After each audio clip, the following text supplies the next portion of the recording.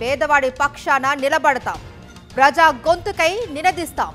Voice of voiceless, తెలుగువారి మనస్సాక్షి సాక్షి TV. సాక్షి TV ప్రసారాల కోసం మీ స్థానిక కేబుల్ ఆపరేటర్ను వెంటనే సంప్రదించండి. అమెరికా వీసా పొందాలి అని భావించే భారతీయులకు బ్యాడ్ న్యూస్. మరింత ఆర్థిక భారం వారి నెత్తిన పడనుంది. ఇకపై సెక్యూరిటీ డిపాజిట్ రూపంలో $250 అదనంగా చెల్లించవలసి ఉంటుంది.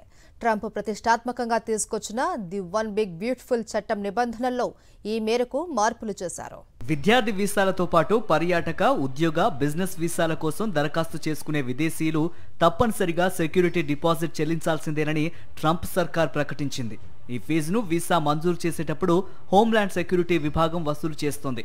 వీసా పొందాక ఆయా వీసాదారుడు సంబంధిత కఠిన నిబంధనావళిని ఖచ్చితంగా పాటించినట్లు ప్రభుత్వం భావిస్తే ఈ ఫీజును తిరిగి ఇచ్చేస్తారు. 2028 ఏడాదికి మాత్రమే ఫీజును $250గా నిర్ణయించారు. ఆ తర్వాతి ఏడాది ద్రవ్యోల్బణం, వినియోగదారుల ధరల సూచీలకు అనుగుణంగా ఫీజును పెంచుతారు. అన్ని కేటగిరీ వీసా దరఖాస్తుదారుల నుంచి వసూలు చేస్తున్నందున దీనిని వీసా ఇంటిగ్రిటీ ఫీజుగా పేర్కొంటున్నారు. ప్రస్తుతం ఉన్న అమెరికా వీసా ఫీజుల విధానం ప్రకారం ఒక భారతీయుడు పర్యాటక లేదా బిజినెస్ వీసా పొందాలంటే ఖచ్చితంగా $185 చెల్లించాల్సి వచ్చేది.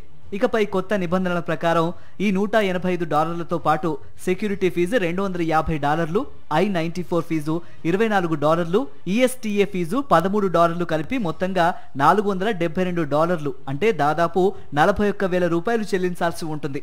అంటే వాస్తవ ఫీజు కంటే ఇది 2.5 రెట్లు ఎక్కువ. మరోవైపు ఆఫ్ఘనిస్తాన్, సిరియా వంటి పేద దేశాల నుంచి వలసలను అడ్డుకునే దురుద్దేశంతో ట్రంప్ ప్రభుత్వం శరణార్థులు సైతం ఏకంగా $1000 సెక్యూరిటీ డిపాజిట్ ఫీజును చెల్లించాలనే కఠిన నిబంధనను చేర్చింది. అక్రమ వలసదారులను తగ్గిస్తున్నామంటూ ఆ వంకతో ప్రభుత్వం అన్ని రకాల కేటగిరీ వీసా దరఖాస్తుదారుల నుంచి అదనపు ఫీజులు వసూలు చేస్తోందని నేషనల్ ఇమిగ్రేషన్ ఫోరం ఆరోపించింది.